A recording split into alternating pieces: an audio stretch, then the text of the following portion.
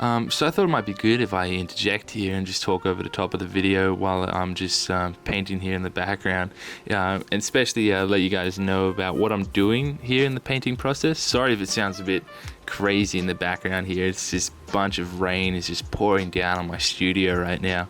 But if you're new here, what I like to do is I like to pre-mix a lot of my colors from the scene that's before me. I like to pre-mix them by just like mixing up the colors, a bunch of like the primary sort of major colors that I see all through the scene. I get them ready and put them on my palette, ready to go. And then, you know, as I paint, I can mix the half tones or lighter tones, whatever, on the fly. But it's just a handy tip to use while you're plein air painting. Saves you a bunch of time, so that you're not fiddling around on the palette, so that you can just focus on the painting itself. But here, also, I like to, in a lot of my painting work, I like to work furthest away to closest. And so I start with the sky, and I move into the water. Now moving into the scene before me, the midground and the foreground here. And that's just the basic way I like to paint. The thing about painting this piece is that if you didn't hear it in the wind-drenched audio before, is that I only had an hour and a half to paint up this piece. Actually, probably more closer to an hour. I only had an hour to paint up this piece, but I just knew I needed to go out today, and I just knew I needed to paint something there on plein air. And so I was like, you know what? I'm just gonna go paint. I don't care if I got an hour and a half, whatever. I need to go paint, and that's the beauty of plein air painting. You know, getting the painting done within that short amount of time is just, yeah, one of the fun things about plein air painting, and I love it.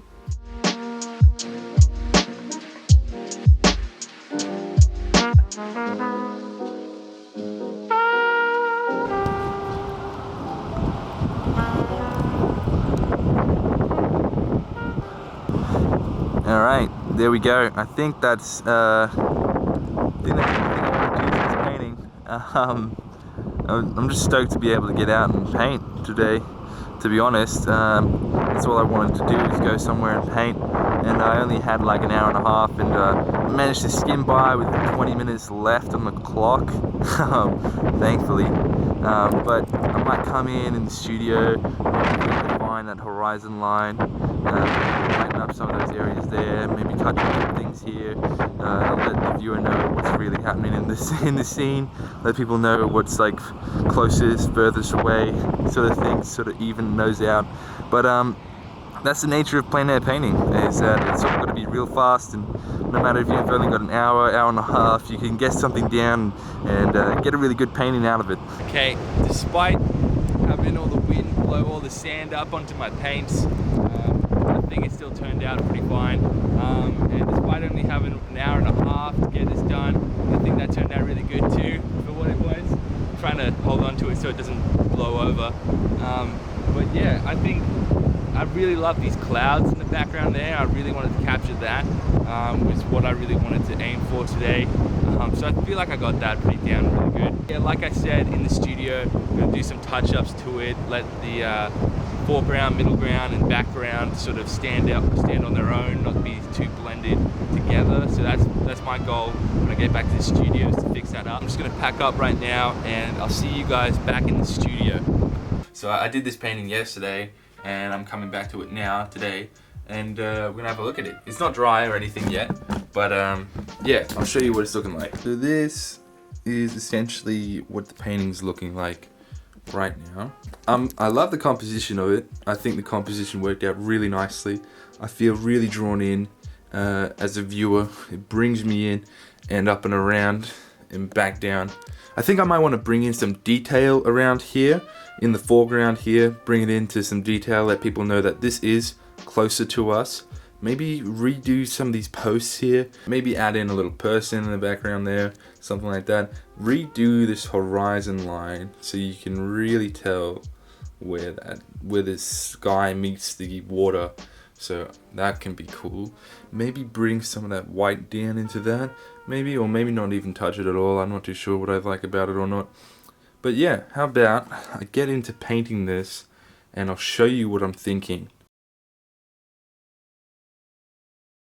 The thing you want to think about, sorry, jumping in here again, once again.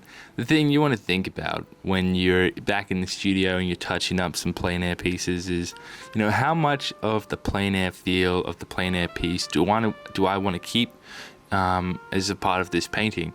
And majority of the time, I'd say for myself is that I want to keep pretty much all of it, and the way I do that is by working rapidly, not touching too much of the painting, only doing minor fix-ups, trying really hard not to do anything drastic to the piece. Things like that helps it keep that plein air feel to the painting and not take away from that plein air energy that the painting provides you, because plein air paintings are really uniquely different. You can tell usually you can tell when something's painted plein air and when something's done in the studio. Studio works will be more refined, plein air will be a bit more I don't want to say rushed, but rushed. I got, for lack of a better word for it. So I really try to just bounce around the canvas here, add just finer bits of details, some stuff that allows me to see the foreground a bit easier, allows me to see the midground a bit easier, and then adding those little dots of people so I can see that scale of things as well. But yeah, that's really all I'm thinking while I'm painting out this little bit of piece here. But yeah.